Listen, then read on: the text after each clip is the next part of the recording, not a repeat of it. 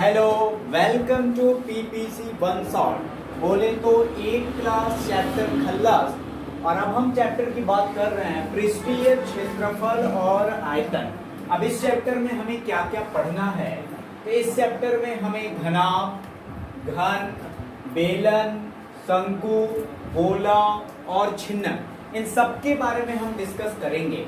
आइए शुरुआत करते हैं घनाभ से। फार्मूला आपको लर्न होना चाहिए। घनाभ के कुल पृष्ठ का क्षेत्रफल 2 लंबाई चौड़ाई प्लस चौड़ाई ऊंचाई ऊंचाई लंबाई, आयतन लंबाई गुणा चौड़ाई गुणा ऊंचाई, विकर्ण करड़ी में लंबाई स्क्वायर प्लस चौड़ाई स्क्वायर प्लस ऊंचाई स्क्वायर। आइए एक प्रश्न से शुरुआत करते हैं। क्या है प्रश्न? कह रहा है एक घनाभ की विमाएं क्रमशः 3 सेंटीमीटर, 4 सेंटीमीटर तथा 5 सेंटीमीटर हैं। घनाभ का कुल पृष्ठीय क्षेत्रफल आयतन एवं विकर्ण होगा। तो हम क्या कर लेते हैं, लिख लेते हैं दिया है। क्या दिया है मेरे भाई? L बराबर 3 सेंटीमीटर, L बराबर 3 सेंटीमीटर, B बराबर 4 सेंटीमीटर और H बराबर है आपका 5 सेंटीमीटर। चलिए फार्मूला यूज कर देते हैं। हम जानते हैं, क्या जानते हैं? पृष्ठीय क्षेत्रफल। पृष्ठीय क्षेत्रफल बराबर 2 लंबाई चौड़ाई चौड़ाई ऊंचाई प्लस ऊंचाई लंबाई। फार्मूला आपको लर्न होना चाहिए, वैल्यू पुट कर दीजिए। तो 2 लंबाई कितनी है आपकी? 3 गुणे 4 प्लस 4 गुणे 5 प्लस 5 गुणा आपका HL 3। ऐड कर दीजिएगा 2, 12 प्लस 20 प्लस 15। अब जब हम ऐड करेंगे तो 35 10 45 2 47 में 2 का कर देंगे 94 सेंटीमीटर स्क्वायर, और ये आपका आंसर होगा। आगे क्या कह रहा है हमसे मेरे भाई? आयतन। आयतन बराबर होता है लंबाई गुणा चौड़ाई गुणा ऊंचाई। तो 2 गुणा 3 गुणा 3 गुणा 4 गुणा 5 और 4 दिया 12 5 60, ये आपका हो जाएगा सेंटीमीटर क्यूब। लास्ट में आपसे पूछ रहा है विकर्ण, और विकर्ण का फार्मूला है under root L square plus B square plus H square.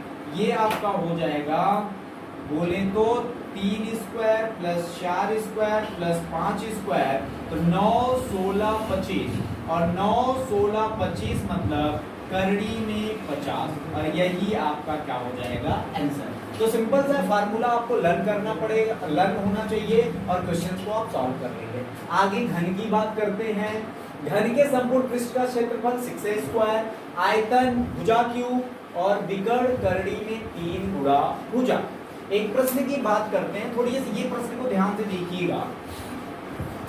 कह रहा 5 सेंटीमीटर वाले 3 घन आपस में जोड़कर घनाभ बनाया गया। घनाभ का पृष्ठीय क्षेत्रफल होगा।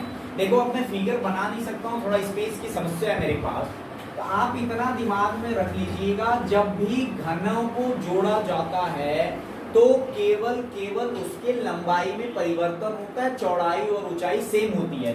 यहाँ पे जो घनाभ बनेगा उस घनाभ की लंबाई आपकी कितनी हो जाएगी? 5 प्लस 5 प्लस 5, ये हो जाएगी आपकी कितनी? 15 सेंटीमीटर। चौड़ाई आपकी वही रहेगी कितना? 5 सेंटीमीटर, और ऊंचाई आपकी वही रहेगी कितना? 5 सेंटीमीटर। और अब आप फार्मूला लगा देना। हम जानते हैं क्या? पृष्ठीय क्षेत्रफल बराबर, और ये जो आपका पृष्ठीय क्षेत्रफल होता है 2 लंबाई चौड़ाई चौड़ाई ऊंचाई प्लस ऊंचाई लंबाई। चलो भैया 2 लंबाई कितना है आपका? 15 गुणा 5 प्लस ये आपका 5 गुणा 5 प्लस 5 गुणा 15। ऐड कर दीजिएगा 2, 75 प्लस 25 प्लस 75, और ये आपका हो जाएगा 2 75 75 150, और 25 जोड़ेंगे तो 175, 2 25 10 को 0 15 350 वर्ग सेंटीमीटर। बस इतना ध्यान रहे, जब भी घनों को जोड़ा जाएगा तो जो घनाभ बनेगा उसकी लंबाई परिवर्तित होती है, चौड़ाई और ऊंचाई में कोई परिवर्तन नहीं होता है। चलिए आगे बेलन पे आते हैं। तो बेलन का आयतन पाई आर स्क्वायर एच, बेलन का वक्र पृष्ठ 2 पाई आर एच, और बेलन का संपूर्ण पृष्ठ 2 पाई आर ब्रैकेट में एच प्लस आर। चलिए कह रहा है एक बेलन के आधार का क्षेत्रफल, थोड़ा सा ध्यान दीजिएगा, वक्र पृष्ठ का क्षेत्रफल अलग, संपूर्ण पृष्ठ का क्षेत्रफल अलग, और यहाँ पे क्या कह रहा है, आधार का क्षेत्रफल। यहाँ थोड़ा ध्यान दीजिएगा, हल, और हम यहाँ पे लिख लेंगे दिया है, क्या दिया हुआ है, आधार का क्षेत्रफल कितना दिया हुआ है, 9 पाई सेंटीमीटर स्क्वायर, और आधार का क्षेत्रफल कितना होता है, पाई आर स्क्वायर बराबर 9 पाई। यही ध्यान दीजिएगा, पाई आर स्क्वायर होता है। अब यहां से पाई कैंसिल, तो आर बराबर कितना हो जाएगा, करड़ी में 9, आर बराबर 3 सेंटीमीटर। हमसे पूछ क्या रहा है, व्यास पूछ रहा है, तो बताइए व्यास बराबर क्या होता है, 2 गुना त्रिज्या, और जब हम कर देंगे 2 गुना 3 तो ये आपका हो जाएगा 6 सेंटीमीटर, और यही आपका क्या हो जाएगा आंसर। लेकिन ध्यान देना, आधार का क्षेत्रफल पाई आर स्क्वायर होता है, गलती से एच मत लगाइएगा, ठीक। चलिए अब देखो क्या कह रहा है, कह रहा है एक शंकु तथा बेलन के आधार एवं ऊंचाई समान है, आयतनों का अनुपात होगा। सॉरी, शंकु के बारे में बात करते हैं। आयतन 1/3 पाई आर स्क्वायर यल, वक्र पृष्ठ पाई आर यल, संपूर्ण पृष्ठ pi R L plus R, और तिरछी ऊंचाई ब्रैकेट में L square, sorry R square और plus H square. Formula learn होना चाहिए। देखो क्या कह रहा है, एक शंकु तथा बेलन के आधार एवं ऊंचाई क्या है, समान है। भैया जब आधार और ऊंचाई समान है तो उनके आयतनों का क्या अनुपात होगा, मतलब जो आधार उसका है वही उसका है ऊंचाई, आधार और ऊंचाई समान है तो इनके आयतनों का अनुपात बड़े आसानी से आप लगा देना। देखो किसका अनुपात पूछ रहा है, शंकु का आयतन और बेलन का आयतन, तो यहाँ पे आप लिख लेना क्या, शंकु का आयतन, और किसका पूछ रहा है आपसे, बेलन का आयतन। बड़ा सिंपल था, कुछ करना ही नहीं है, बेलन का आयतन, बस फार्मूला लर्न होना चाहिए। अब बताओ शंकु का आयतन क्या होता है, 1/3 पाई आर स्क्वायर यल, और बेलन का आयतन क्या होता है, पाई आर स्क्वायर यल। लो पाई से पाई आर स्क्वायर एच कैंसिल हो गया ना। देखो क्या बच रहा है, 1/3/1/1, अंदर अंदर बाहर बाहर।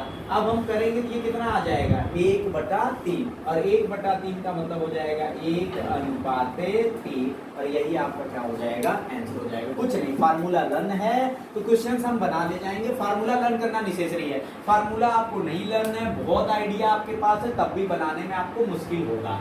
आगे आ जाते हैं गोला, और ये क्वेश्चन देखिए क्या है, गोले का आयतन 4/3 पाई आर क्यूब, संपूर्ण पृष्ठ होता है आपका 4 पाई आर स्क्वायर, और अर्ध गोले का संपूर्ण पृष्ठ होता है 3 पाई आर स्क्वायर। ध्यान रखना, हो सकता है कि अर्धगोला पूछ ले आपसे, आयतन होता है 2/3 पाई आर क्यूब। फार्मूला लर्न करना नेसेसरी है मेरे भाई। आगे चलते हैं, तो कह रहा है उस गोले का त्रिज्या बताओ जो 6 सेमी, 8 सेमी, 10 सेमी गोलों को गला के बनाया गया है।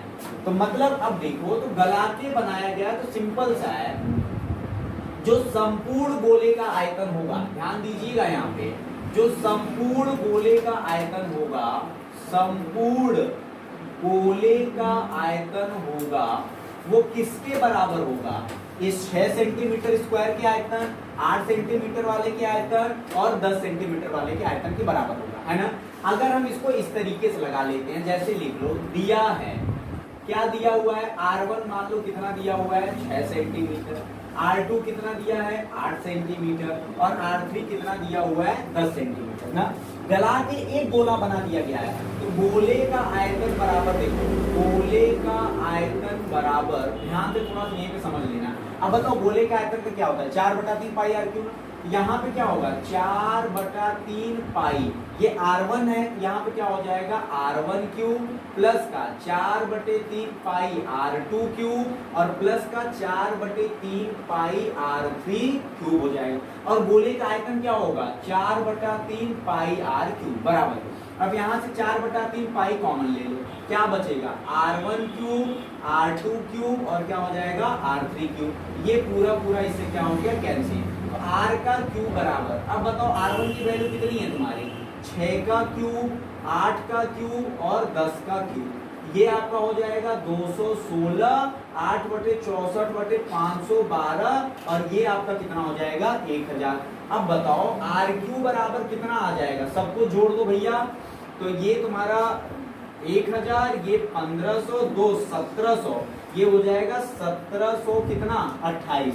अब बताओ R बराबर कितना हो जाएगा, क्यूब रूट 1728। अब ये 1728 का जब हम घनमूल निकालेंगे कितना आ जाएगा आपका, ये आपका कितना आ जाएगा, 1728 है तो 12,